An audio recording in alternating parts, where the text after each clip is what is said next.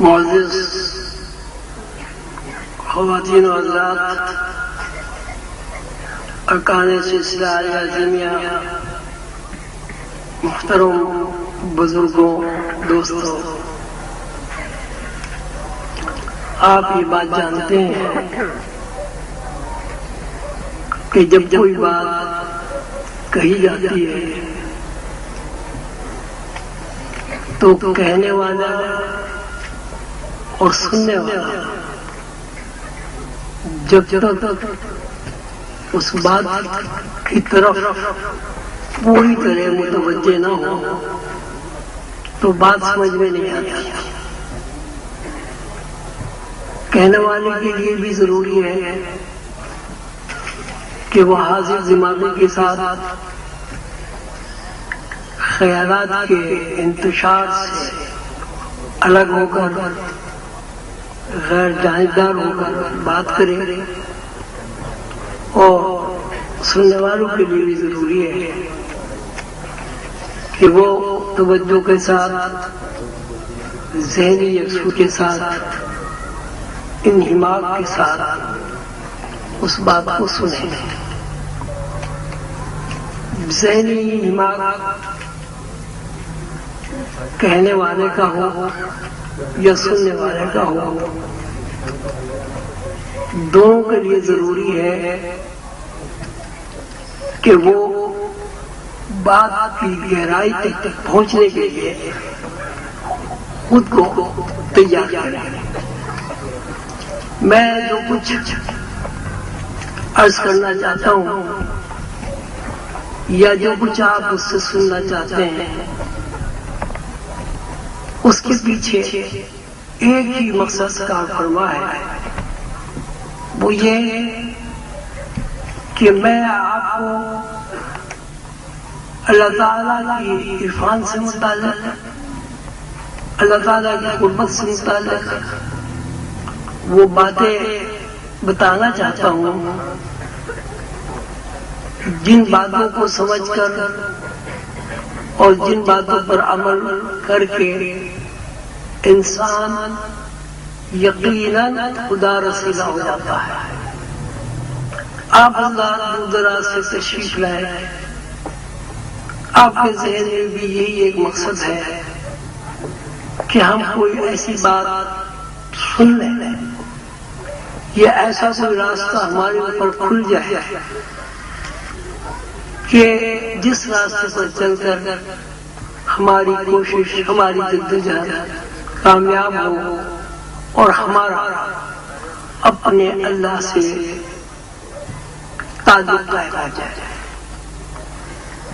اس کے لیے جیسے کہ میں نے عرض کیا کہ ذہنی یکسوئی اور ذہنی مرکزیت کا ہونا ضروری ہے۔ اب ہم ایسا کرتے ہیں کہ ذہنی مرکزیت حاصل کرنے کے لیے 5 منٹ آنکھیں بند کر کے اس بات کا تصور کرتے ہیں کہ ہمیں اللہ دیکھ رہا ہے۔ ہم اس بات کی اللہ تعالیٰ کے حضور دعا کرتے ہیں کہ جو کچھ کہنے والا کہنا چاہتا ہے وہ بھی اللہ کی طرف سے ہو، اور جو کچھ سننے والے سننا چاہتے ہیں ان کے ذہن میں بھی وہی الفاظ نقش ہو جو اللہ تعالیٰ کے لیے پسندیدہ ہیں اور اللہ تعالیٰ کے محبوب محمد رسول اللہ صلی اللہ علیہ وسلم کے لیے پسندیدہ ہے۔ بسم اللہ الرحمن الرحیم۔ آنکھیں بند کر کے آپ سب حضرات، میں بھی آپ کے ساتھ شریک ہوں، یہ خیال کریں کہ مجھے اللہ دیکھ رہا ہے۔ سب جانتے ہیں کہ اللہ سب کو دیکھ رہا ہے، اللہ حاضر و ناظر ہے، اللہ بصیر ہے، اللہ سمیع ہے، اللہ علیم ہے، اللہ خبیر ہے۔ یہ بات ہم علمی طور پر جانتے ہیں، لیکن عملی طور پر جب پرکھ کر ہمارا تجربہ نہیں ہے، تو عملی طور پر اس بات کو سمجھنے کے لیے ہم دل کی گہرائیوں سے حضور قلندر بابا اولیاء رحمۃ اللہ علیہ کی روح طیبہ کی خدمت میں درخواست کرتے ہیں کہ یہ 5 منٹ کے اس مراقبے میں ہمارے اوپر اپنا فیض عام کریں اور اپنی رحمت محیط کر کے ہمارے ذہن کو، ہمارے دماغ کو، ہمارے دل کو وہ جلا بخش کہ واقعتاً ہم جو کچھ سنے اس میں ہمیں اللہ کا نور نظر آئے، اور جب ہم یہاں سے اٹھ کر جائیں اس نور کے سرور سے ہماری زندگی ہمیشہ کے لیے نہیں تو زیادہ سے زیادہ عرصے کے لیے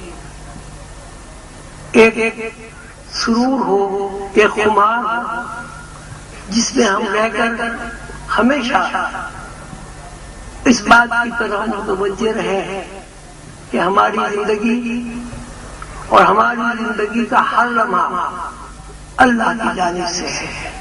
بسم اللہ الرحمن الرحیم۔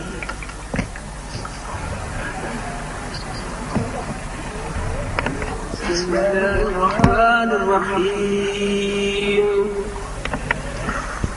اللہ نور السماوات والارض مثل نورہ کمشکاۃ فیہا مصباح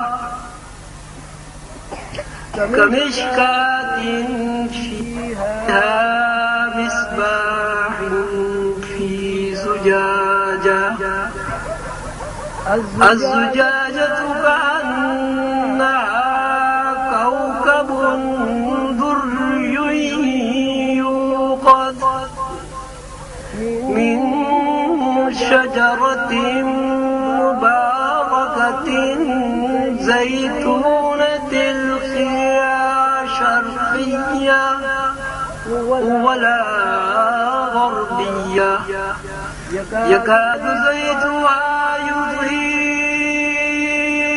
ولو لم تمسسه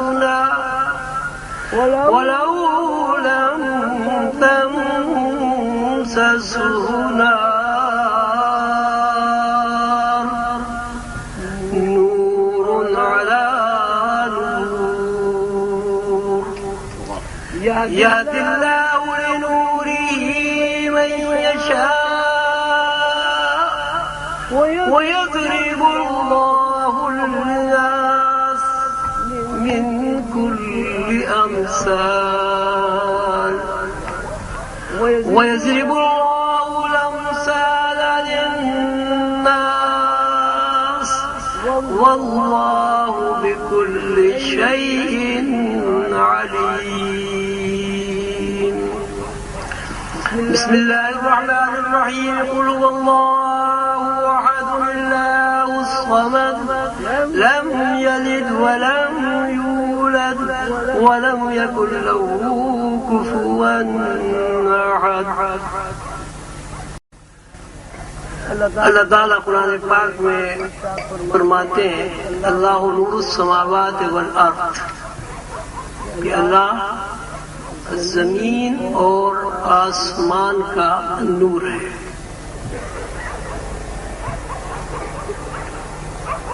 پھر اس کی تشریح فرماتے ہیں کہ نور کیا ہے، اس کے بعد فرماتے ہیں یہدی اللہ لنورہ من یشاء، اور اللہ زمین آسمان کا نور ہے، اس کی ہدایت اللہ تعالیٰ جس کو چاہے دیتے ہیں۔ وَيَضْرِبُ اللَّهُ الْأَمْثَالَ لِلنَّاسِ، اور اللہ تعالیٰ لوگوں کو مثالوں سے بات سمجھاتا ہے۔ وَاللَّهُ بِكُلِّ شَيْءٍ عَلِيمٌ، فی الواقع دانا اور بینا ہر چیز کے بارے میں اللہ ہے، اللہ ہی ہر چیز کو جانتا ہے۔ سورہ اخلاص میں دوسری سورت جو میں نے تلاوت کی، اس میں اللہ تعالیٰ فرماتے ہیں اے پیغمبر علیہ الصلوۃ والسلام، آپ فرما دیجیے کہ اللہ ایک ہے،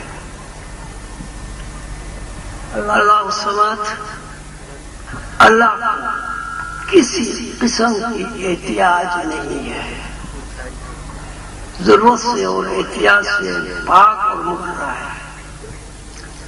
لم یلد ولم یولد، نہ اللہ کا کوئی بیٹا ہے اور نہ اللہ کا کوئی باپ ہے۔ وَلَمْ يَكُنْ لَهُ كُفُوًا أَحَدٌ، اللہ کا کوئی خاندان نہیں۔ اب ان دونوں آیتوں کو سامنے رکھ کر اللہ کی دی ہوئی توفیق کے ساتھ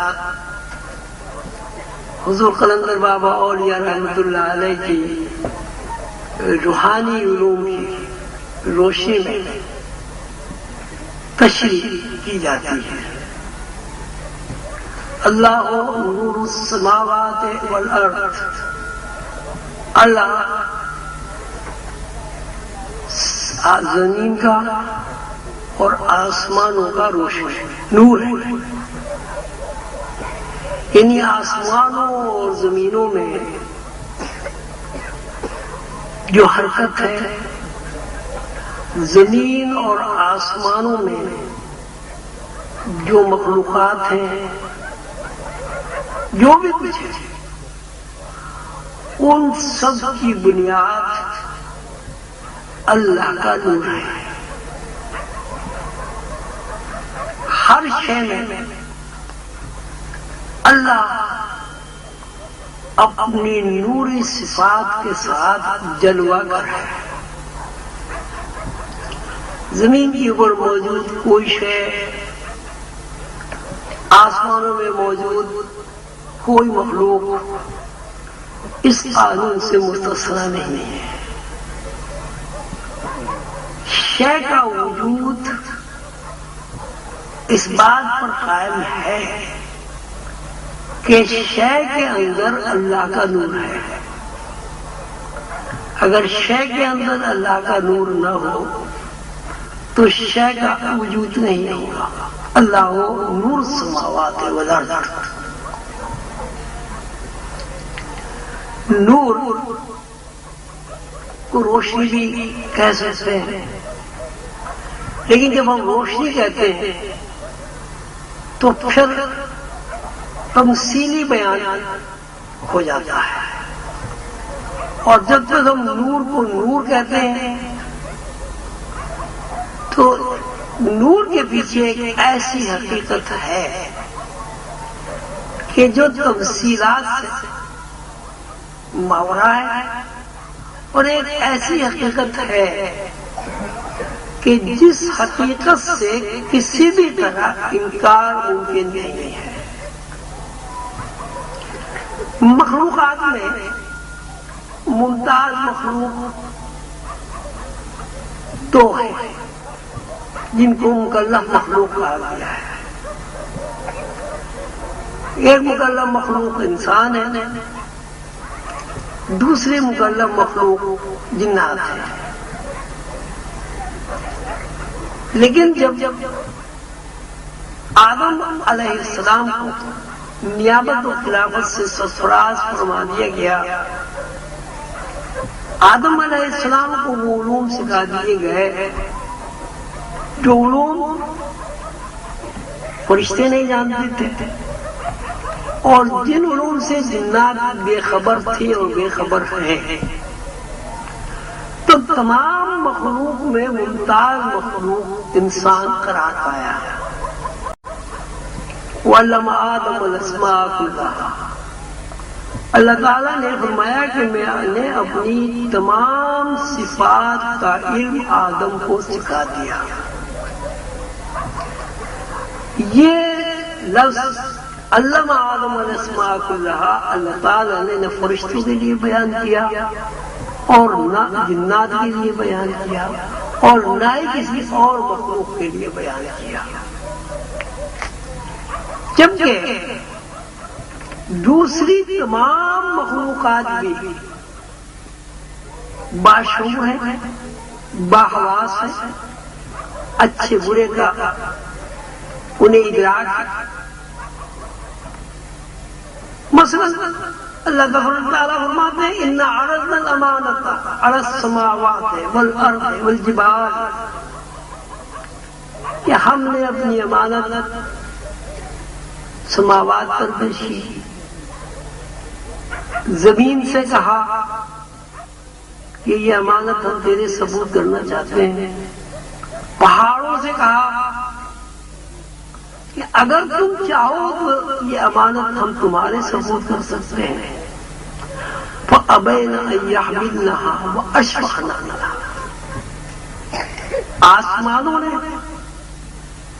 آسمانوں کے اندر جتنی مخلوقات ہیں سب نے، زمین کے اوپر جتنی بھی موجودات ہیں سب نے، اور پہاڑوں نے اللہ تعالیٰ کا فرمان سن کر کہا فَأَبَيْنَا، انہوں نے کہا أَن يَحْمِلْنَا وَأَشْفَقْنَا، کہ اگر ہم نے اس امانت کو اٹھا لیا، قبول کر لیا، ہم ریزہ ریزہ ہو جائیں گے، ہمارا وجود عدم ہو جائے گا، ہم نیست و نابود ہو جائیں گے۔ وَأَن يَحْمِلْنَا مِنْهَا، اگر ہم نے اس کو اٹھا لیا تو ہم ریزہ ریزہ ہو جائیں گے۔ وَحَمَلَهَا الْإِنسَانُ، اور انسان نے اس امانت کو قبول کر لیا۔ إِنَّهُ كَانَ ظَلُومًا جَهُولًا، یہ انسان بے شک ظالم جاہل ہے۔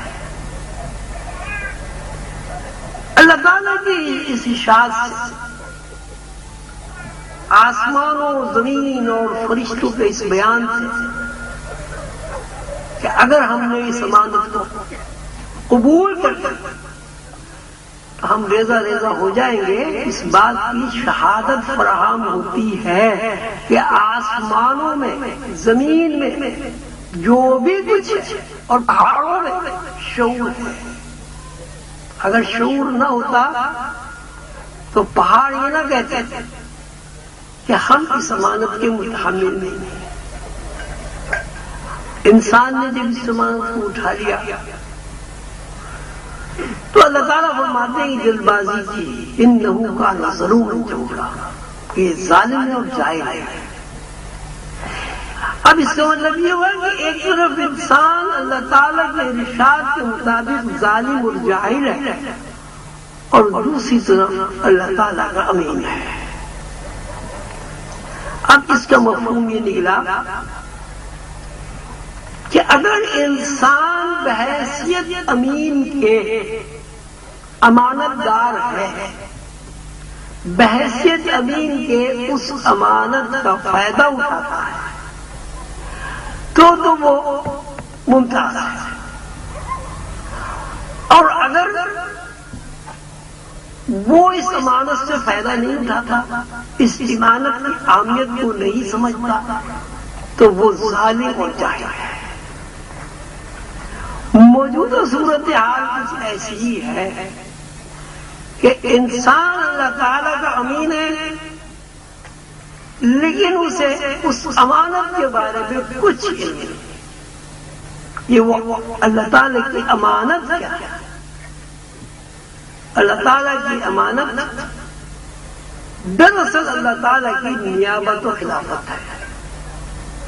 اللہ تعالیٰ کے تفویض کردہ وہ اختیارات ہیں جن اختیارات کو استعمال کر کے انسان کائنات میں تصرف کر سکتا ہے، جن اختیارات کو استعمال کر کے انسان فرشتوں کا مسجود بن سکتا ہے، جن اختیارات کو استعمال کر کے اللہ تعالیٰ کی بادشاہی میں حصے دار بن سکتا ہے۔ وہ امانت کیا ہے؟ وَعَلَّمَ آدَمَ الْأَسْمَاءَ كُلَّهَا، جب انسان نے اس امانت کو اپنے کندھوں پر اٹھا لیا، یہ قبول کر لیا، تو اللہ تعالیٰ نے اس کو اپنی نیابت اور خلافت سونپ دی، اور نیابت اور خلافت سے متعلق جو امور تھے ان امور کو سکھانے کے لیے اللہ تعالیٰ نے اپنی صفات منتقل کی، جس کو اللہ تعالیٰ نے وَعَلَّمَ آدَمَ الْأَسْمَاءَ كُلَّهَا، فرشتوں نے کہا کہ اللہ تعالیٰ کو سکھانے کے لیے اللہ تعالیٰ نے اپنی صفات منتقل کی، جس کو اللہ تعالیٰ نے وَعَلَّمَ آدَمَ الْأَسْمَاءَ كُلَّهَا، فرشتوں نے کہا کہ اللہ تعالیٰ ایسے بندے کو یہ علوم عطا کر رہے ہیں جو فساد برپا کرے گا، خون خرابہ کرے گا۔ اللہ تعالیٰ نے آدم سے کہا کہ ہم نے جو کچھ تمہیں سکھایا ہے تم بیان کرو۔ جب آدم نے وہ علوم بیان کیے تو فرشتوں نے عاجزی اور انکساری کا اظہار کر کے کہا کہ ہم تو اتنا ہی کچھ جانتے ہیں جتنا آپ نے ہمیں سکھا دیا ہے، یعنی آدم کی فضیلت کو تسلیم کر لیا۔ آدم کی فضیلت کو کس چیز نے تسلیم کیا؟ کیا آدم کے گوشت پوش کے جسم نے تسلیم کیا؟ یہ غور طلب بات ہے۔ اللہ تعالیٰ فرماتے ہیں کہ ہم نے آدم کے پتلے کو کھنکھناتی بجنی مٹی سے بنایا۔ کھنکھناتی بجنی مٹی سے بنانے کا مطلب یہ کہ آدم کے وجود کو ہم نے خلا سے بنایا۔ پھر اللہ تعالیٰ فرماتے ہیں کہ وہ خلا جو تھا وہ نہ سنتا تھا، نہ بولتا تھا، نہ محسوس کرتا تھا۔ ہم نے اس خلا کے اندر وَنَفَخْتُ فِيهِ مِن رُوحِهِ، کہ ہم نے اس پتلے کے اندر، اس خلا کے اندر اپنی جان میں سے جان ڈال دی۔ اب آپ اس آیت کو پڑھیں، اللہ نور السماوات والارض، کہ اللہ زمین اور آسمانوں کا نور ہے، یعنی زمین آسمان اللہ کے نور سے چل رہے ہیں اور متحرک ہیں۔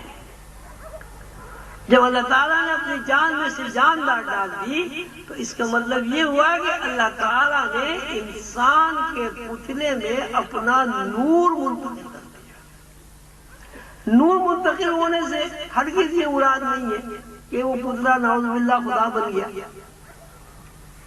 لیکن اللہ تعالیٰ کے اپنے ارشاد کے مطابق وَنَفَخْتُ فِيهِ مِن رُوحِي، ہم نے اپنی جان میں سے جان ڈالا۔ اللہ جو نور ہے، یعنی انسان کے اندر جو ممتاز مخلوق ہے، اور جو چیز انسان کو ممتاز کرنے والی ہے وہ یہ ہے کہ کائنات میں ہر موجود شے میں اللہ کا نور ہے، لیکن کائنات میں موجود کوئی شے اللہ کے نور سے واقفیت نہیں رکھتی۔ واحد مخلوق انسان ہے کہ جس کو اللہ تعالیٰ نے وہ علوم سکھا دی ہے، جن علوم کی بنیاد پر وہ اپنے اندر جاری و ساری اور متحرک نور کا مشاہدہ بھی کر سکتا اور اس نور سے استفادہ بھی کر سکتا ہے، اور اس نور کی بدولت کائنات میں اس کا تصرف بھی قائم ہو سکتا ہے۔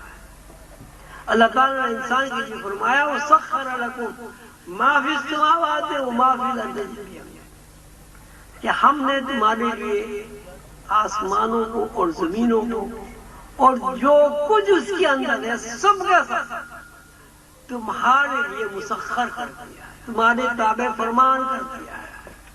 وَسَخَّرَ لَكُمُ الشَّمْسَ وَالْقَمَرَ وَالنُّجُومَ مُسَخَّرَاتٌ بِأَمْرِهِ، کہ اللہ تعالیٰ نے اپنے حکم سے چاند کو، سورج کو، ستاروں کو، ہر شے تمہارے تابع فرمان کر دیا ہے۔ اب یہ کہا جاتا ہے کہ صاحب سورج کا تابع ہونا یہ مفہوم رکھتا ہے کہ وہ ایک وقت مقررہ پر سورج نکلتا ہے، وقت مقررہ پر سورج ڈوب جاتا ہے اور سورج ہمیں دھوپ فراہم کرتا ہے. کیونکہ سورج ہمیں دھوپ فراہم کرتا ہے اس لیے ہمارے لیے مسخر ہے. یہ کوتا بینی ہے، کم عقلی ہے، جہالت. سورج سب کو دھوپ فراہم کرتا ہے. سورج اگر پرندوں کو دھوپ فراہم کرتا ہے تو اس کا مطلب ہے سورج پرندوں کے لیے بھی مسخر ہوا. سورج اگر چوپاؤں کو دھوپ فراہم کرتا ہے تو سورج چوپاؤں کے لیے بھی مسخر ہوا. سورج اگر کیچڑ کو، دلدل کو، مٹی کو دھوپ فراہم کرتا ہے تو آپ یہ کہیں گے کہ سورج تو کیچڑ کے لیے بھی نعوذ باللہ مسخر ہوا. تو اگر مسخر ہونے یہ بات ہے کہ دھوپ نکلتی ہے، سورج نکلتا ہے، جس کو نہار پر پہنچتا، زوال پذیر ہوتا، غروب ہو جاتا، اور ایک مسلسل متواتر حرکت ہے جو لاکھوں سال سے قائم ہے. اور یہ حرکت اس لیے ہے کہ اللہ تعالیٰ نے سورج کو انسانوں کے لیے مسخر کر دیا ہے.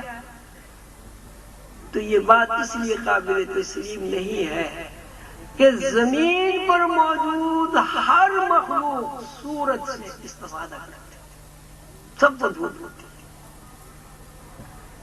تسخیر کا مطلب یہ ہے کہ سورج کی اپنی ذاتی جو زندگی ہے، سورج کی اپنی ذاتی جو صفات ہے، سورج کیا ہے، سورج کیسے نکلتا ہے، سورج کی اپنی ذاتی حیثیت کیا ہے.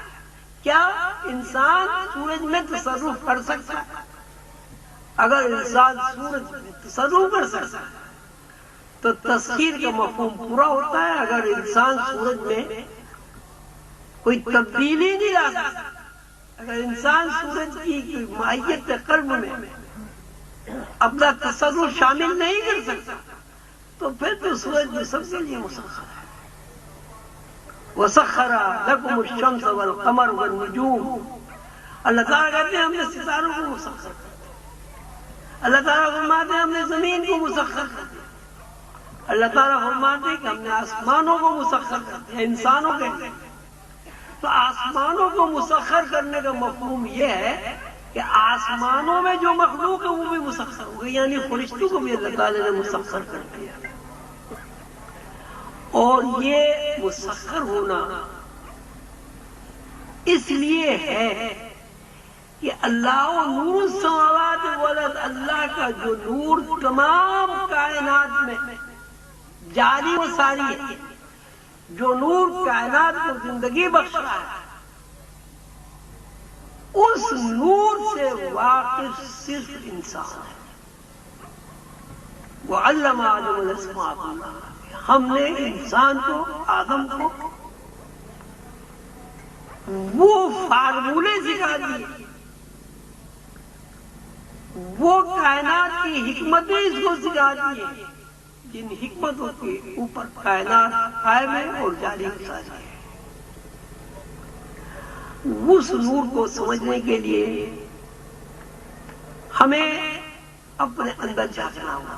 کوئی بات مشکل نہیں، بہت آسان بات ہے. میں بار بار اس بات کو اس لیے سمجھاتا رہتا ہوں کہ بار بار دہرانے سے بہت ساری چیزیں یاد ہو جاتی ہیں.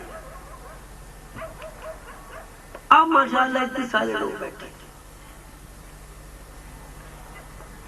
کوئی ایک آدمی یہ بتائے کہ انسان روح کے بغیر چل سکتا ہے، پھر سکتا ہے، حرکت کر سکتا ہے، کھا سکتا ہے، پی سکتا ہے، سو سکتا ہے؟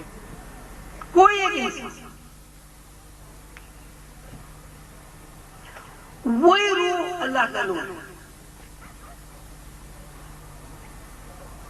یعنی انسان کی اصل ہی اللہ کا نور ہے، انسان کی اصل ہی اس کی روح ہے. مادی وجود کی اپنی ذات کی کوئی حیثیت نہیں ہے.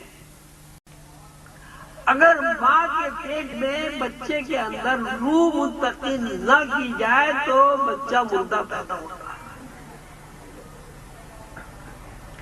پیدائش کے بعد کسی بھی مرحلے میں روح اگر جسم سے رشتہ توڑ لے تو آدمی زندہ نہیں مردہ بناتا ہے۔ آپ سوچ کر بتائیں، کسی مردہ جسم میں کبھی آپ نے حرکت دیکھی؟ کسی مردہ جسم کی شادی ہوئی؟ کسی مردہ جسم سے کوئی پیدائش ہوئی؟ کسی مردہ جسم نے روٹی کھائی ہے، پانی پیا؟ کسی مردہ جسم کو آپ کسی اوزار سے، چھری سے ٹکڑے ٹکڑے کر دیں، اس نے اپنی طرف سے کوئی مزاحمت کی ہے؟ تو پھر مادی وجود کی کیا حیثیت؟ بتائیں بھائی، مادی وجود کی کیا حیثیت؟ مادی وجود کی حیثیت ہی اس وقت ہے جب اس کے اندر روح موجود ہو، اور وہ روح جو ہے اللہ کو نور السماوات، یعنی یہ روح جو ہے انسانی کے اندر نہیں ہے، زمین اور آسمانوں میں جتنی بھی مخلوق ہے سب میں اللہ کی روح کام کر رہی ہے، سب میں اللہ کا نور کام کر رہا ہے۔ انسان کو فضیلت اس لیے حاصل ہے کہ اس نور سے انسان روحانی طور ازل میں واقف ہو چکا ہے۔ اللہ تعالیٰ نے جب کن کہا اور ساری کائنات بن گئی، کائنات بن گئی، کائنات میں انسان بھی بن گئے، درخت بھی بن گئے، ہر چیز بن گئی، تو ممتاز مخلوق انسان ہے، تو انسانوں کی روحیں بن گئی اور بڑوں گھر میں۔ اب روح میں نہ تو دیکھنے کی صلاحیت، نہ سننے کی صلاحیت، روح میں نہ اپنے علاوہ دوسرے کو سمجھنے کی کوئی صلاحیت ہے۔ اللہ تعالیٰ نے اس جمود کو توڑنے کے لیے خود روحوں کے سامنے کیا، خود کو روحوں کے سامنے کیا۔ روح کو سامنے کرنے کے بعد اللہ تعالیٰ نے فرمایا الست بربکم، میں تمہارا رب ہوں، میں تمہارا رب ہوں۔ جب روح نے آواز سنی تو روح آواز کی طرف متوجہ ہوئی، تو پہلی بات یہ ہوئی کہ روح نے سب سے پہلی جو آواز سنی وہ اللہ کی آواز تھی، یعنی روحیں اللہ کی آواز سن چکی ہیں۔ آواز سننے کے بعد جب روحیں متوجہ ہوئی تو اس کا مطلب ہے کہ روح کی آنکھ نے جو پہلی جو ہستی دیکھی وہ اللہ کی ہستی کو دیکھا۔ آواز آئی میں ہوں، ظاہر ہے سوال پیدا ہوا کون ہے، کہاں سے آواز آئی؟ جب روحیں متوجہ ہوئی اس آواز کو سن کر تو انہوں نے اللہ کو دیکھا۔ اللہ کو دیکھنے کے بعد روح نے اس بات کا اقرار کیا، قالوا کہا انہوں نے، قالوا بلا، جی ہاں آپ ہمارے رب ہیں۔ یعنی روح نے سب سے پہلے اللہ کی آواز سنی، آواز سننے کے بعد سب سے پہلے روح کی آنکھ نے اللہ کو دیکھا، اور دیکھنے کے بعد سب سے پہلے جو کلام کیا روح نے وہ یہ کیا کہ جی ہاں میں اس بات کا اقرار کرتا ہوں یا کرتی ہوں کہ آپ میرے رب ہیں، الست بربکم۔ اس کا واضح مطلب یہ ہوا کہ یوم ازل روح اللہ کی آواز سن چکی ہے، یوم ازل روح اللہ کو دیکھ سکتی ہے، اور یوم ازل روح اللہ کو دیکھ کر اللہ کی ربوبیت کا اقرار کر چکی ہے۔ اب پہلی بات اس پر آپ غور کریں، کیا روح کے بغیر کوئی اس دنیا میں کسی قسم کی حرکت کر سکتا ہے؟ کوئی کر سکتا ہے تو بتاؤ بھائی، ایک تو بولے۔ تو اصل جو انسان ہوا وہ اس کا مادی وجود ہوا یا روح؟ تو روح تو اللہ کی آواز سن سکی ہے، روح تو اللہ کو دیکھ سکی ہے، روح تو اللہ کو دیکھ کے اللہ کی ربوبیت کا اقرار کر چکی ہے۔ تو جب آپ کی اصل اللہ کو دیکھ چکی ہے، اللہ کی آواز سن چکی ہے، اللہ کی ربوبیت کا اقرار کر چکی ہے، تو آپ اللہ کو کیوں نہیں دیکھ سکتے؟ آپ کی تو نظر ہی اللہ کے اوپر پہلی ہے، پہلی نظر کا ٹارگٹ ہی اللہ ہے۔ تو اس کا سیدھا سا مطلب یہ ہے کہ اگر کوئی انسان اپنی اصل سے، اپنی جان سے، اپنی ذات سے، اپنے نفس سے، اپنی انا سے واقفیت حاصل کر لے تو کیا ہوگا؟ اللہ سے واقفیت حاصل۔ اس میں کوئی سوچنے سمجھنے کی بات نہیں ہے، روح آپ کی اصل ہے۔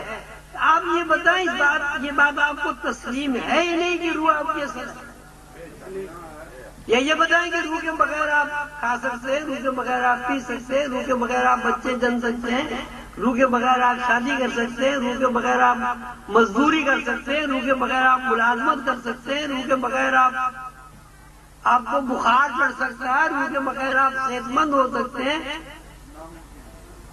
روح کے بغیر آپ کو سردی گرمی لگ سکتی ہے۔ مادی وجود تابع ہے روح کے، جب تک روح مادی وجود کے اندر نہیں ہوگی مادی وجود کی کوئی حیثیت نہیں ہوگی۔ تو آپ کی اصل کیا ہوگی؟ بھائی سب بولو نا۔ تو آپ کی جو اصل ہے روح، وہ اللہ کو دیکھ چکی ہے، اللہ کی آواز سن چکی ہے، اللہ کی ربوبیت کے اقرار کر چکی ہے، تو آپ اللہ کو کیوں نہیں دیکھتے؟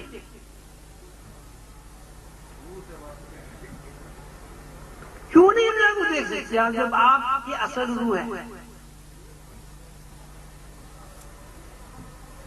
بتائیں کیوں نہیں دیکھ سکتے؟ روح سے واقفیت تو سب سے جانتے روح نکل گئی۔ کون کہتا ہے روح سے واقفیت؟ بھائی جب آپ کوئی مرتا ہے تو ان کا روح نکل گیا، بھائی کہتے ہیں نہیں، تو روح سے تو واقفیت ہوئی۔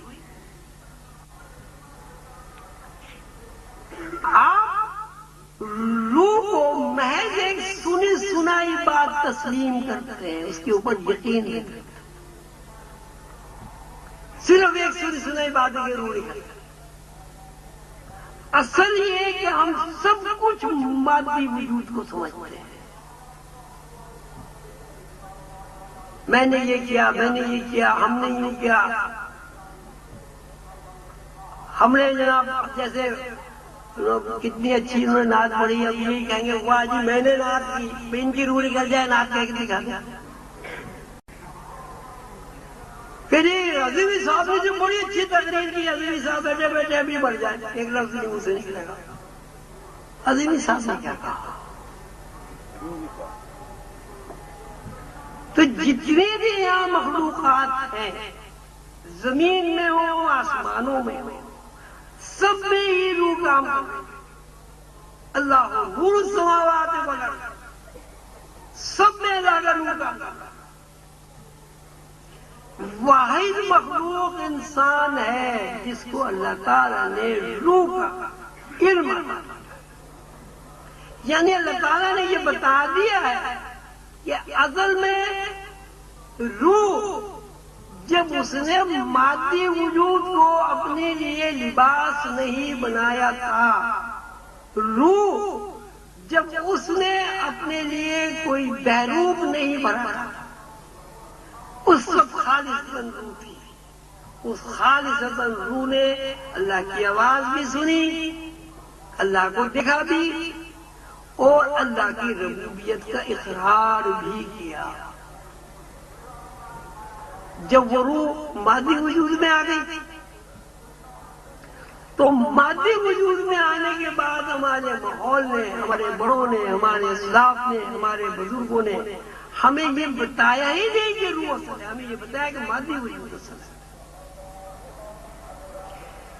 اسی بات کو ختم کرنے کے لیے اور اسی غلطی کو دور کرنے کے لیے اللہ تعالیٰ نے 1,24,000 پیغمبر بھیجے. ہر پیغمبر کی یہی تعلیم ہے کہ مادی وجود اصل نہیں ہے. مادی وجود ایک برقع ہے، مادی وجود ایک لفافہ ہے، مادی وجود ایک شلوار قمیص ہے، مادی وجود ایک کوٹ ہے. جب تک کوٹ جسم کے اوپر رہے گا کوٹ کی آستین ہلے گی. جب وہ کوٹ اتار کر کھوٹی پر لٹکا دیا جائے گا کوٹ کی آستین نہیں ہلے گی. اسی طرح ہمارا مادی وجود ایک لباس ہے. جب تک اس مادی وجود کے اندر روح رہے گی ہاتھ ہلے گا، پیر ہلے گا، پلک جھپکے گی، دل دھڑکے گا، دماغ میں انفارمیشن آئے گی، دماغ اس انفارمیشن میں معنی پہنائے گا. اور جب روح اس گوشت پوست کے جسم کو، لباس کو اتار کر پھینک دے گی، اب نہ پلک جھپکے گی، نہ خیال آئے گا، نہ کوئی تقریر کر سکے گا، نہ کوئی شعر کہہ سکے گا، نہ کوئی چل سکے گا، نہ کوئی پھر سکے گا، نہ کوئی سائنسی ترقی ہوگی، نہ کوئی یاد ہوگی، نہ کوئی گھر بنے گا، کچھ نہیں. اللہ تعالیٰ ایک شہر کے جتنے بھی باسی ہیں سب کی روح کو کہہ دے الگ ہو جائے اس جسم سے. اس شہر کے بازاروں میں رونق ہوگی، اس شہر میں گھر بنیں گے، اس شہر میں سڑکوں کا کوئی تصور ابھرتا ہے، اس شہر میں کہیں شجرکاری ہوگی، اس شہر میں کہیں اسپتال بنیں گے، کوئی بیمار ہوگا، کوئی صحت مند ہوگا، کسی کی شادی ہوگی. کیوں؟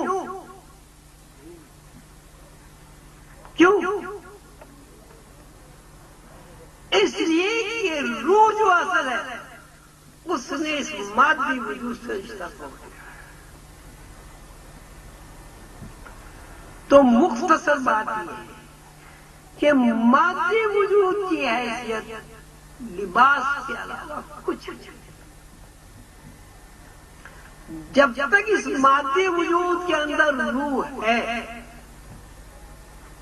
آدمی زندہ ہے، آدمی متحرک ہے، آدمی سوچتا ہے، آدمی کو غصہ بھی آتا ہے، آدمی حسد بھی کرتا ہے، آدمی نفرت بھی کرتا ہے، آدمی محبت بھی کرتا ہے، آدمی سخی بھی ہے، آدمی بخیل بھی ہے، آدمی کنجوس بھی ہے.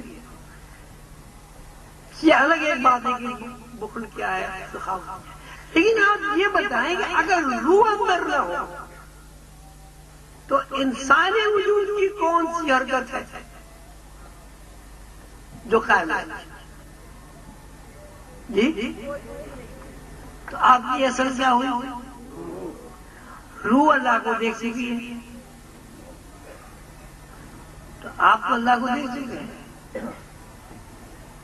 جب آپ کی اصل روح ہے تو روح تو اللہ کو دیکھ چکی، روح تو اللہ کی آواز سن چکی ہے، روح تو اللہ کی ربوبیت کے اقرار کر چکی ہے.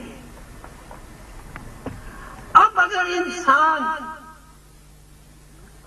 یہ کہے کہ میں اللہ کو نہیں دیکھ سکتا، یہ کہے کہ میں نے اللہ کی آواز نہیں سنی، جھوٹ بولے کہ میں نے اللہ کی ربوبیت کا اقرار نہیں کیا، انه کان ظلوما جہولا، اس سے بڑا ظلم اور جہالت نہیں ہو سکتی.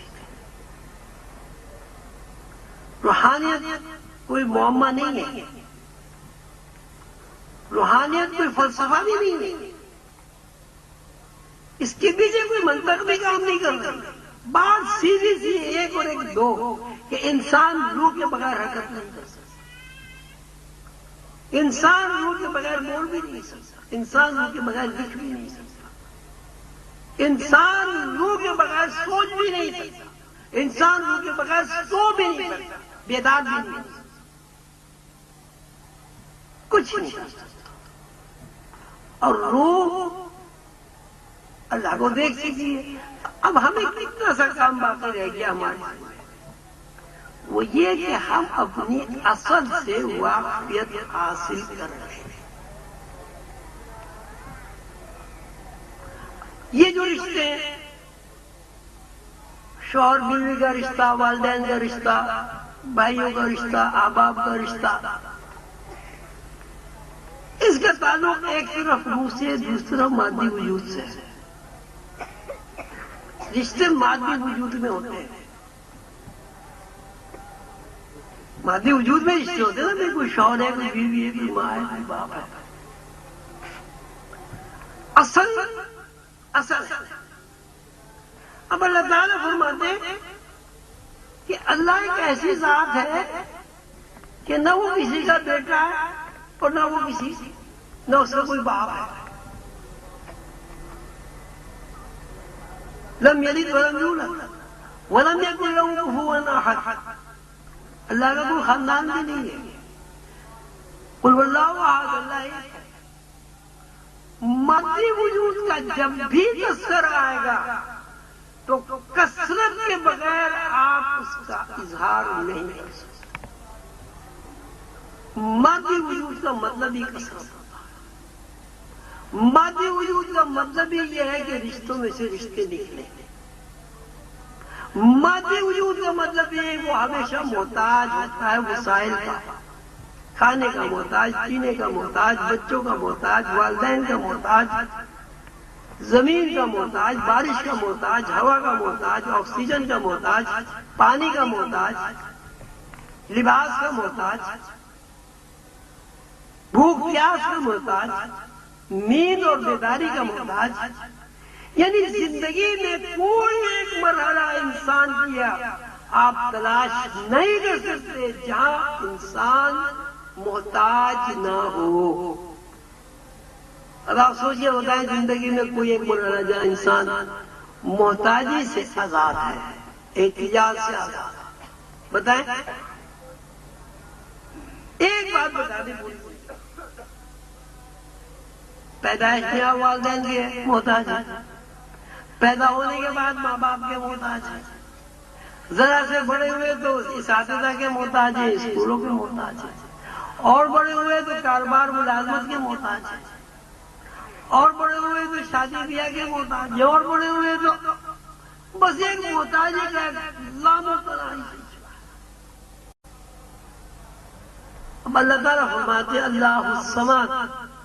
اللہ کسی قسم کی احتیاج نہیں، محتاج نہیں اللہ کسی بھی چیز سے. اب انسان ایک نہیں ہو سکتا. مادی وجود کا جب ہم تذکرہ کریں گے تو مادی وجود ایک نہیں ہوگا، ہمیشہ کثرت. اللہ ایک ہے، یعنی اللہ مادی وجود چاہتا ہے.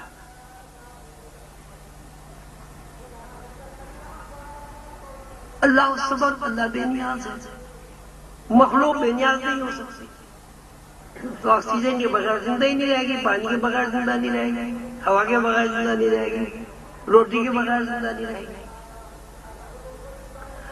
اب انسان کو کیا کرنا ہے کہ انسان کے اندر اللہ کا نور ہے، روح ہے.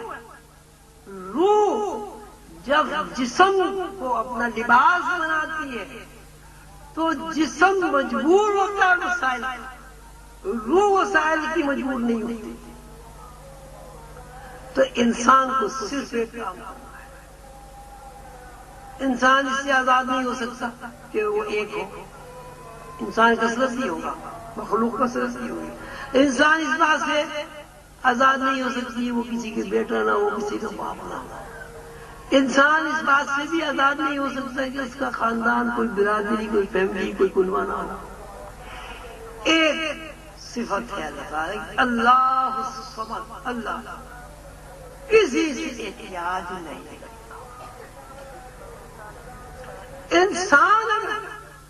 انسانوں سے توقعات چھوڑ کر صرف اللہ سے اپنی احتیاج قائم کر لے تو اپنی روح سے واقع ہو جاتا ہے۔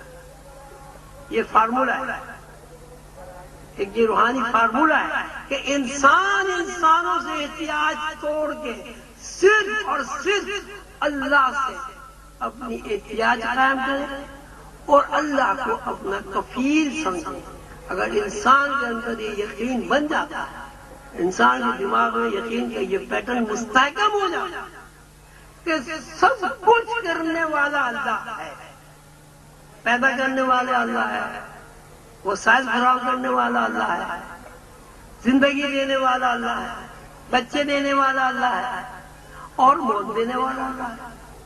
اگر انسان کے اندر یقین ہو جائے تو وہ انسانوں سے توقعات قائم کرنا چھوڑ دے گا، اور جیسے ہی کوئی انسان سے توقعات چھوڑ دے گا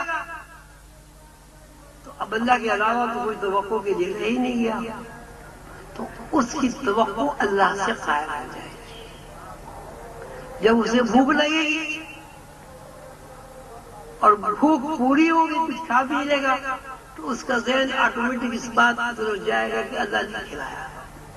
جب اس کو پیاس لگے گی، پانی پیے گا، اس کی پیاس بجھ جائے گی، از خود اس کا ذہن اس طرف جائے گا کہ اللہ نے پانی پلایا، اللہ نے پیاس بجھائی۔ بچے ہوں گے، ذہن اس طرف جائے گا کہ اللہ نے بچے دیے۔ جب اللہ بلائے گا، موت آئے گی تو اس بات سے خوش ہوگا کہ اللہ نے بلایا، اب اللہ کے پاس چلنا چاہیے، مزہ کرے۔ تو ایک یہ نقطہ ہے کہ اگر انسان انسانوں سے توقعات توڑ لے تو وہ اپنی روح سے واقف ہو جاتا ہے۔ بہت آسان سا نسخہ ہے، لیکن آسان تو بہت ہے۔ انسان لاکھوں سال سے اللہ سے ہی توقع نہیں قائم کرتا، توقع ہی انسانوں سے قائم کرتا ہے۔ اس لیے یہ مشکل بات مشکل ہے نہیں۔ اصل بات تو یہ ہے کہ اللہ سے آپ کا تعلق اس وقت قائم ہوگا جب آپ اللہ کی مخلوق سے توقعات توڑ کر صرف اور صرف اللہ کو اپنا کفیل تسلیم کر لیں۔ زبانی نہیں، یوں تو سبھی کہتے ہیں اللہ دیتا ہے، زبانی نہیں، دل سے۔ اور جب یہ یقین انسان کے اندر پیدا ہو جاتا ہے تو اللہ تعالیٰ کے ارشاد کے مطابق والراسخون فی العلم یقولون آمنا بہ کل من عند ربنا، وہ لوگ جو علم یقین حاصل کر لیتے ہیں، یقولون وہ کہتے ہیں آمنا، یہ بات ہمارے مشاہدے میں ہے، ہم نے اس بات کا یقین کر لیا، ہم نے یہ بات دیکھ لی، سمجھ لی۔ یقولون آمنا بکل من عند ربنا، کہ یا ہر چیز اللہ کی طرف سے، کوئی شے ایسی نہیں ہے کہ جو اللہ کے احاطہ قدرت سے باہر ہو۔ اب آپ خود غور کر کے بتائیں، اگر کوئی چیز اللہ کے احاطہ قدرت سے باہر ہے تو آپ بتا دیں۔ پانی ہے، ہوا ہے، آکسیجن ہے، سورج ہے، چاند ہے، ستارے ہیں، زمین ہے، پھل ہے، اور آپ کی تمام مسائل جو اللہ تعالیٰ نے آپ کو عطا فرمائے، آپ بتائیں اس میں آپ کا کیا عمل ہے؟ ہر چیز اللہ کی طرف۔ تو حضور قلندر بابا اولیاء رحمۃ اللہ علیہ نے سورہ اخلاص کی تشریح میں یہ فرمایا ہے کہ اگر بندہ یقین کے ساتھ اپنا کفیل اللہ کو سمجھ لے اور سارے توقعات اللہ سے وابستہ کر لے تو اس کو اپنی اصل کا ادراک ہو جاتا ہے، وہ اپنی روح سے واقف ہو جاتا ہے، اور جب وہ اپنی روح سے واقف ہو جاتا ہے تو موت و حیات کا یہ جو فلسفہ ہے اس کی سمجھ میں آتا ہے۔ یہاں کوئی آدمی نہ زندہ ہے، یہاں کوئی آدمی نہ مردہ ہے، بات یہ ہے کہ پتہ کچھ نہیں ہے کیا ہوا۔ ایک بچہ آج پیدا ہوا، آج مر گیا، دوسرے دن پھر پیدا ہو گیا، دوسرے دن مر گیا، تیسرے دن پھر پیدا ہو گیا، سال بھر مر گیا، اگلے سال آپ دیکھیے پیدا ہوتے ہی بچہ مرنا شروع۔ جوان ہونے کا مطلب یہ کہ اس کا بچپنا مر گیا، پھر بوڑھا ہو جاتا ہے، بوڑھا ہونے کا مطلب بھی اس کی جوانی مر گئی۔ بھائی جس طرح آدمی مرنے کے بعد غائب ہو جاتا ہے پھر واپس نہیں آتا، کیا آپ نے دیکھا ہے کہ کوئی بوڑھا آدمی دوبارہ جوان ہو گیا؟ تو مختصر یہ ہے کہ آپ اس بات کو یقین کے درجے میں سمجھ لیں کہ آپ کی اصل مادی وجود نہیں ہے۔ اس پہ جتنا سوچیں اور فکر کریں آپ کو کبھی یہ جواب نہیں ملے گا کہ مادی وجود اصل ہے۔ آپ کی اصل روح ہے، روح اللہ کو دیکھتی ہے۔ اب روح کا ادراک اس طرح ہو سکتا ہے کہ آپ انسانوں سے توقعات توڑ دیں، اللہ سے توقعات قائم کریں۔ انسانوں سے محبت اس لیے کریں کہ وہ اللہ کی مخلوق ہے، انسانوں کے کام اس لیے ہیں کہ اللہ تعالیٰ کام آنے کو پسند کرتا ہے، اولاد کی تعلیم و تربیت اس لیے دیں کہ اللہ تعالیٰ چاہتے ہیں کہ آپ کی اولاد انسانیت کے دائرے میں داخل ہوگا، انسانیت کی خدمت میں۔ بس مختصر سی بات ہے، اب اگر آپ کی سمجھ میں آ جائے تو سب کچھ ہے، نہ سمجھ میں آئے تو بھائی کچھ بھی نہیں۔ وہ کہتے ہیں ساری رات میں زلیخا پڑھتے رہے، صبح کو ایک صاحب اٹھ کے ہوگا جی حضرت صاحب یہ تو بتا دو زلیخا عورت تھی یا مرد؟ بس بھائی ہو گیا۔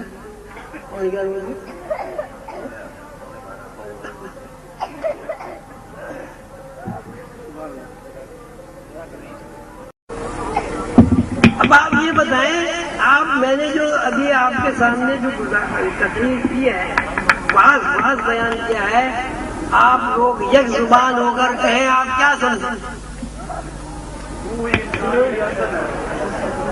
اور مادی وجود کیا ہے؟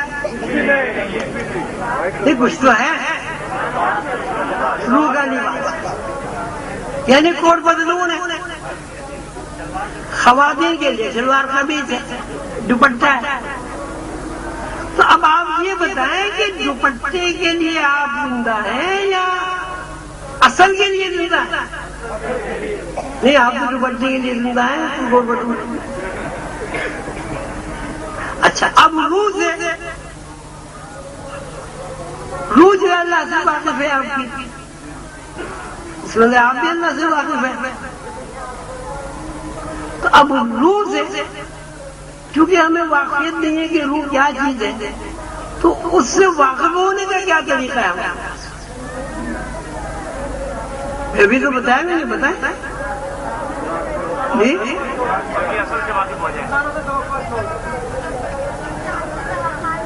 انسان سے توقعات اس لیے رکھے کہ اللہ چاہتا، توقعات توڑ کے تو آپ یہ گئے وہ شوہر کیا بیچارہ سارے دن کام کر کے آیا، شام کو ہمیں جیسے کوئی توقع نہیں، جا پیسے یہاں رکھ دے، جا روٹی کہیں اور کھا جا۔ توقعات توڑنے کا مطلب یہ نہیں ہے کہ آپ عقل کھلے ہو جائیں، نوچ لیں، کھسوٹ لیں، ایک دوسرے کو کپڑے باندھ دیں، بھائی تیرا ہمارا کیا تعلق، ہمیں تو اللہ دے گا، جا۔ توقعات سے مطلب یہ کہ انسان کو اپنا خدا نہ سمجھے، انسان کے کام آتا ہے۔ حضور خرد بابا ہو جا فرماتے ہیں آدمی آدمی کی دوا ہے۔ شوہر بیوی کے حقوق ہوتے ہیں، شوہر بیوی کے حقوق پورے کرے، بیوی شوہر کے حقوق پورے کرے، اس لیے پوری کرے کہ اللہ نے حقوق متعین کر دیے ہیں۔ جب اللہ کے لیے حقوق کا تعین ہو جائے گا تو شوہر جو کچھ بیوی کے لیے کرے گا وہ سب اللہ کے لیے، بیوی جو کچھ شوہر کے لیے کرے گی وہ سب اللہ کے لیے۔ اولاد کو آپ اس لیے پالیں کہ ہمارے بڑھاپے کا سہارا بنے گی، کیا پتا بنے نہ بنے۔ آج کل تو وہ جہاں تک آدمی بڈھا ہوا مولانا ہیڈی کے یہاں جا کے چھوڑ جاتے ہیں۔ یعنی ماں باپ اس لیے پالتے ہیں کہ بڑھاپے میں ہمارا سہارا بنے گی اولاد وہاں وہ کیا ہے اولڈ ہوم، کیا اس میں جا کے اولڈ ہاؤس۔ اولاد کی تربیت اس لیے کرے کہ اللہ نے آپ کو ان کی تربیت کے لیے منتخب کر لیا ہے کہ آپ اپنی اولاد کو انسان بنا دیں، سعید بنا دیں۔ اللہ جس قسم کا انسان چاہتا ہے ایسا انسان بنا، یہ اللہ سے توقع قائم کرتا ہے۔ ایک بڑا مسئلہ اور بھی طے ہو جائے 1-2 منٹ میں، آپ یہ بتائیں کہ آپ اللہ سے ملنا چاہتے ہیں یا اللہ سے دور ہونا چاہتے ہیں؟ اللہ سے آدمی کب ملتا ہے؟ جی ابھی جب مرتا ہے۔ اب یہ بتائیں آپ مرنے سے ڈرتے ہیں یا مرنے سے خوش ہیں؟ ایمانداری سے بتائیں، جھوٹ نہ بولیں۔ ڈرتے ہیں نا؟ سیدھی سی بات ہے، آپ اللہ کے پاس جانے سے ڈرتے ہیں، اللہ کے پاس جانے نہیں۔ یہ آپ غور کریں، اپنے گھروں میں بھی جائیں، ہر آدمی موت سے خوف زدہ ہے۔ کتنے ہی آپ خوف زدہ ہو جائیں، موت نے آپ کو لے جانا ہے۔ کتنے ہی خوف زدہ ہو جائیں، موت نے آپ کو لے جانا ہے۔ آپ کو یقین ہے کہ مرنا ہے اور مرنے کے بعد اللہ سے ملنا ہے، یہ بھی سب کو پتا ہے۔ تو موت سے ڈرنے کا مطلب کیا یہ نہیں ہوا کہ ہم اللہ کے پاس نہیں جانا چاہتے؟ کیوں بھائی؟ تو ہم جھوٹ نہیں بول رہے، جبکہ ہم حضور پاک صلی اللہ علیہ وسلم کا ارشاد ہے مومن موت کی تمنا کرتا ہے،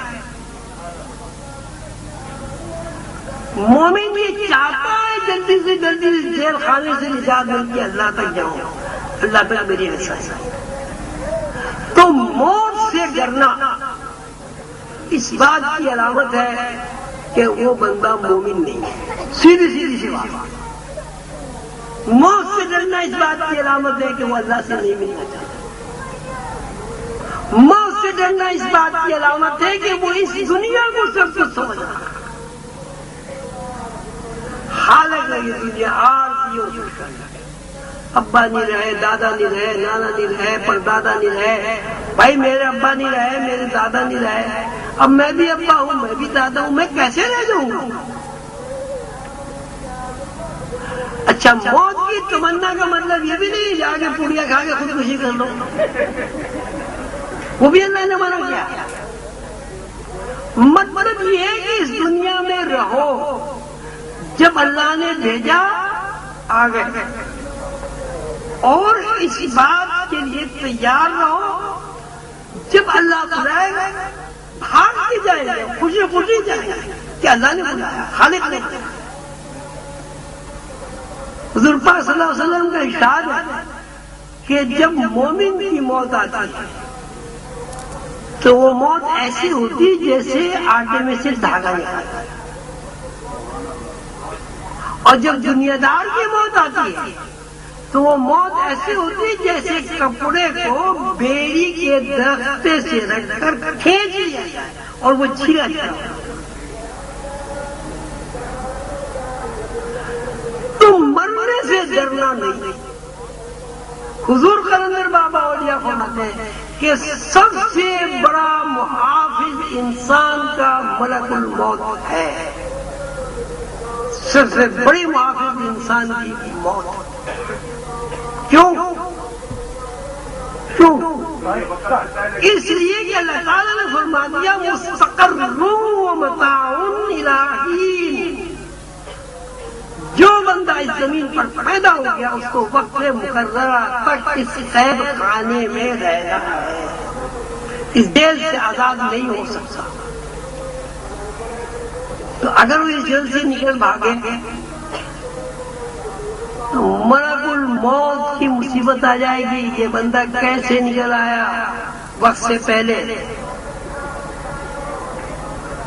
آپ کا پاسپورٹ ہے پاکستانی، آپ لندن میں بغیر ویزا کے جا کے تو دکھا دیں، اور اگر آپ گھس جائیں گے تو وہاں کا عملہ گرفت میں آ جائے گا، یہ بندہ آ کیسے گیا؟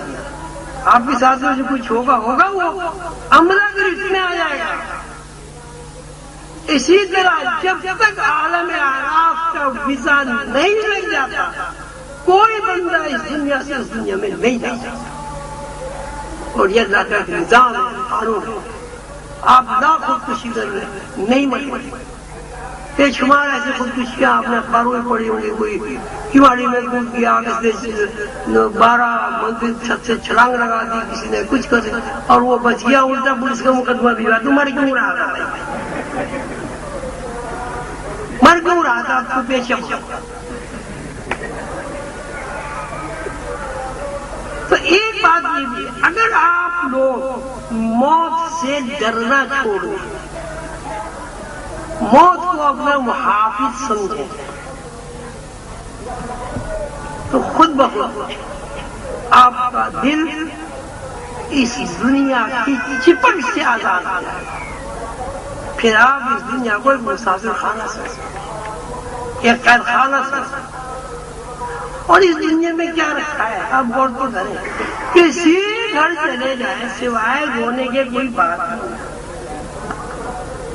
وہ پھر بات دوبارہ آ گئی، وہ وقار صاحب کہتے ہیں کہ 18 لاکھ آدمیوں کے مسائل کا حل پیش کیا ابا نے، ایک خط آج تک ایسا نہیں آیا کسی نے لکھا ہوگی میں بڑا سخی ہوں، بڑا خوش ہوں۔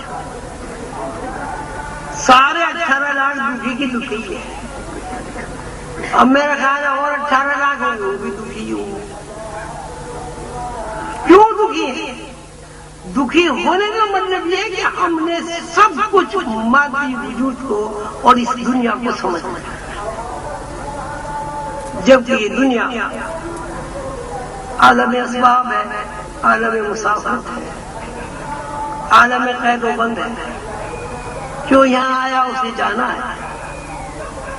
فَمَن يَعْمَلْ مِثْقَالَ ذَرَّةٍ خَيْرًا يَرَهُ وَمَن يَعْمَلْ مِثْقَالَ ذَرَّةٍ شَرًّا يَرَهُ۔ یہ ایسی دنیا ہے کہ یہاں عمل خیر اگر ذرے کے برابر آپ نے کیا اس کا بھی نہیں، اگر آپ نے برائی ذرے کے برابر کی اس کو۔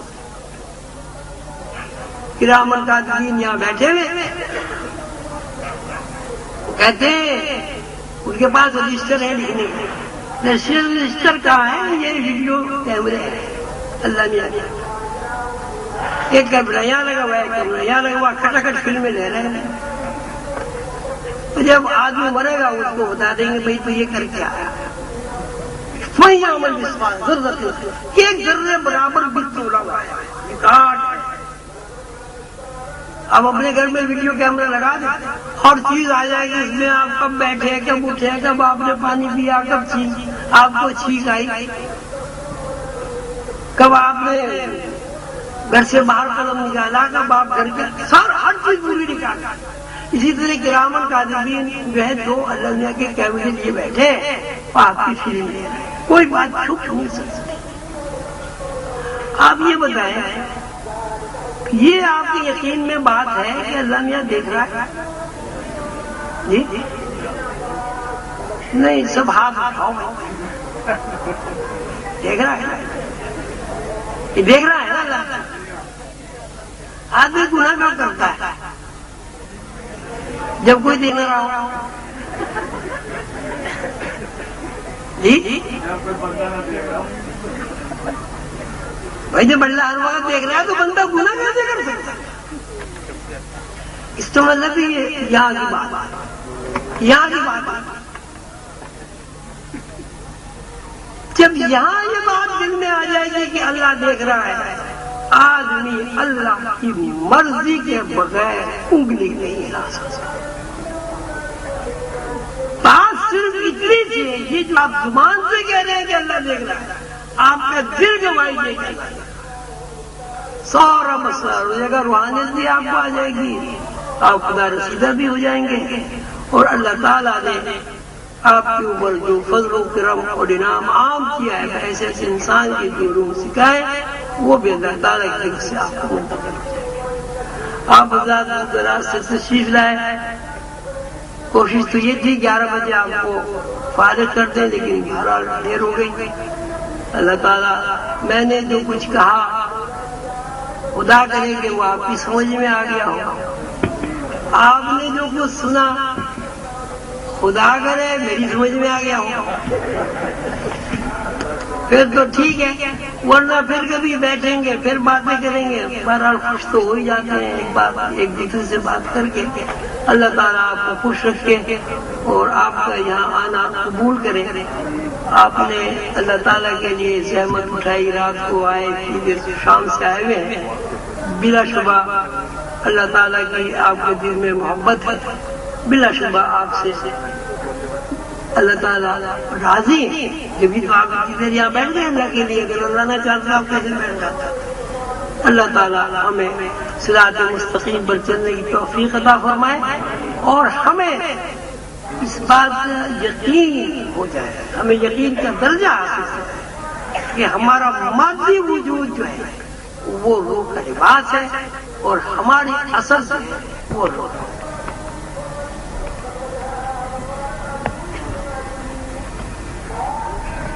دعا کرنے کی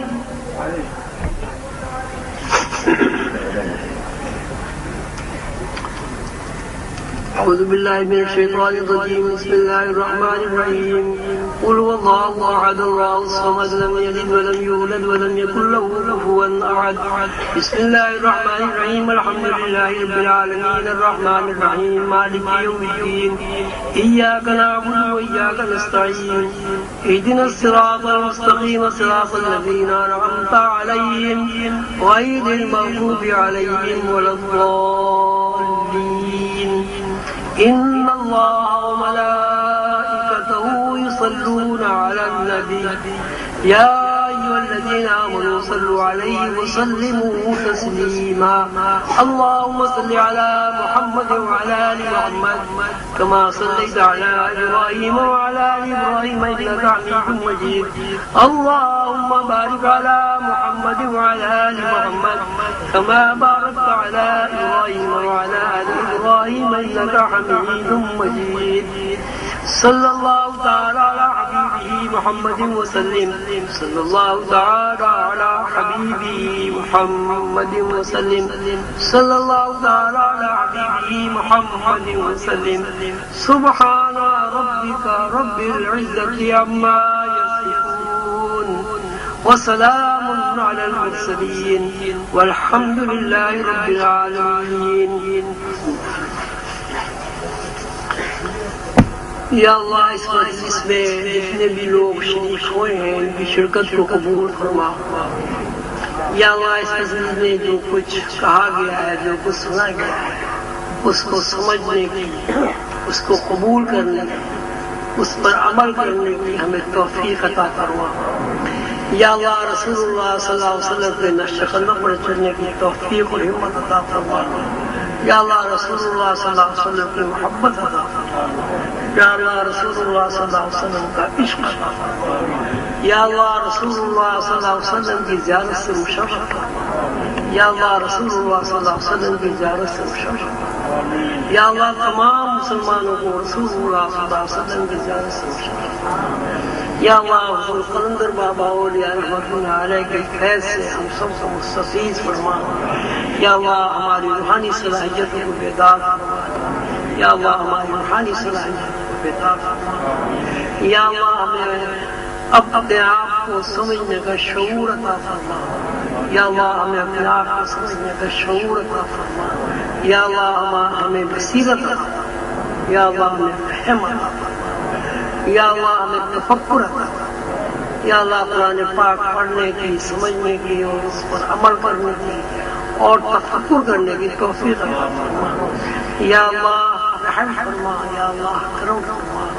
یا اللہ اس مجلس میں جتنے بھی لوگ شریک ہوئے ہیں ان کے تمام مقاصد کو پورا فرما۔ یا اللہ جن لوگوں نے جہاں سے پاکستان سے بیرونی ممالک سے دعا کے لیے خط لکھے ہیں، ٹیلی فون کیے ہیں، دوست احباب سے زبانی کہلوایا ہے، یا اللہ ان سب کی مرادیں پوری فرما۔ یا اللہ ہماری اولاد کو روحانی بنا، یا اللہ ہماری اولاد کو صحابت مند بنا، یا اللہ ہماری اولاد کو ایسی اولاد بنا جو تیرے اور تیرے رسول مقبول صلی اللہ علیہ وسلم کے مشن سے کام یا اللہ رحم فرما، یا اللہ کرم فرما، یا اللہ ہمارے چھوٹے بڑے گناہ کو معاف فرما، یا اللہ ہمارے چھوٹے بڑے گناہ کو معاف فرما، یا اللہ ہمارے چھوٹے بڑے گناہ کو معاف فرما، یا اللہ ہمیں نیک کام کرنے کی توفیق عطا فرما، یا اللہ ہمیں مخلوق کی خدمت کرنے کی توفیق عطا فرما، یا اللہ ہمیں بھائی چارے قوت اور ہمدردی کی توفیق عطا فرما، یا اللہ ہمارے اندر سے تعصب نکال دے، یا اللہ ہمیں تفرقہ سے آزاد فرما دے، محفوظ فرما، یا اللہ ہمیں اپنے رستے کو متحد ہو کر مضبوط پکڑنے کی ہمت عطا فرما، یا اللہ ہماری اولاد کو سعادت مند بنا، یا اللہ ہماری اولاد کو روزگار عطا فرما، یا اللہ ہماری اولاد کی شادی بیاہ کے جو مسائل ہیں ان میں آسانی عطا فرما، یا اللہ میاں بیوی میں اچھے تعلقات عطا فرما، ذہنی امانگی عطا فرما، یا اللہ اس میں پیار و محبت عطا فرما، یا اللہ ہمیں غصے سے نجات عطا فرما، یا اللہ ہمیں نفرت سے نجات عطا فرما، یا اللہ ہمیں حسد سے نجات عطا فرما، یا اللہ ہمارے اوپر سے شک شبے اور وسوسوں کی جو یلغار ہے یا اللہ اسے ختم فرما، یا اللہ ہمیں قرآن پاک کو یقین کے ساتھ پڑھنے کی توفیق عطا فرما، یا اللہ ہماری روحانی صلاحیتوں کو بیدار فرما، یا اللہ ہماری روحانی صلاحیتوں کو بیدار فرما، یا اللہ ہمیں زمین و آسمان کی بادشاہی کا رکن بنا، یا اللہ زمین و آسمان کی بادشاہی کا رکن بنا، یا اللہ ہمیں علم سیکھنے کی توفیق عطا فرما، یا اللہ ہمیں علم سکھانے کی توفیق عطا فرما۔ اللهم ربنا آتنا في الدنيا حسنة وفي الآخرة حسنة وقنا عذاب النار.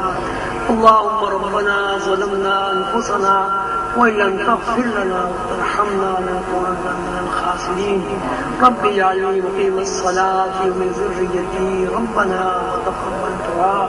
ربنا اغفر لي ولوالدي وللمؤمنين يوم يقوم الحساب. واعف عنا واغفر لنا وارحمنا أنت مولانا فانصرنا على القوم الكافرين.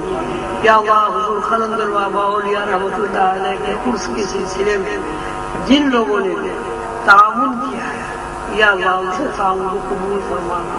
یا اللہ عزیز جامع مسجد کی تعمیر ایک منزل ہو چکی، دوسری منزل شروع ہے. یا اللہ آپ کے گھر بنانے میں جن لوگوں نے ہمارے ساتھ تعاون کیا ہے کسی بھی قسم کا یا اللہ اس کو قبول فرما اور ان کے کاموں میں برکت عطا فرما. یا اللہ جو بے روزگار ہیں روزگار عطا فرما. یا اللہ اپنے فضل و کرم سے ان لوگوں کو آپ نے روزگار عطا کیا ہے، ملازمت کے سلسلے میں، کاروبار کے سلسلے میں. یا اللہ ان کے گھروں میں ان کے کاروباروں میں مزید برکت عطا فرما.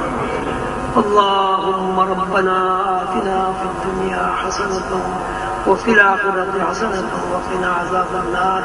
وصلى الله تعالى على خير خلقه محمد وآله وأصحابه أجمعين برحمتك يا أرحم الراحمين. آپ سب حضرات کا بہت شکریہ. السلام علیکم ورحمۃ اللہ وبرکاتہ. معزز خواتین و حضرات، محترم نظیمی صاحب کی اس دعا کے ساتھ ہی یہ خوبصورت محفل اختتام پذیر ہوتی ہے. انشاءاللہ اگلے سال ملاقات ہوگی. آپ تمام دوستوں کا بہت بہت شکریہ. خدا حافظ.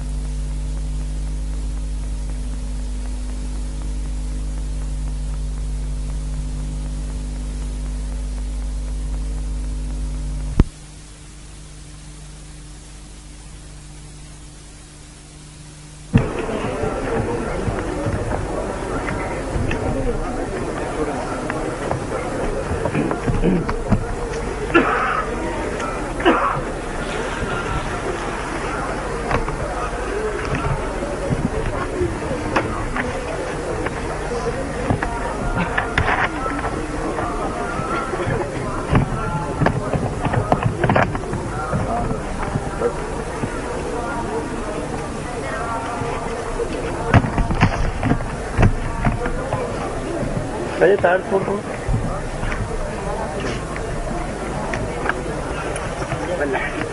جا بھائی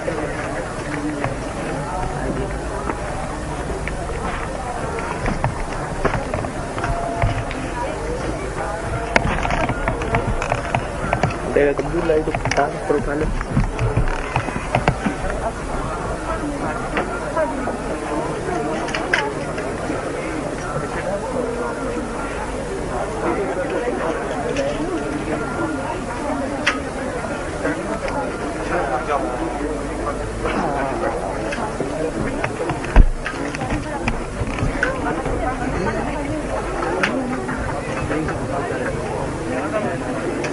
شیر محمد ہے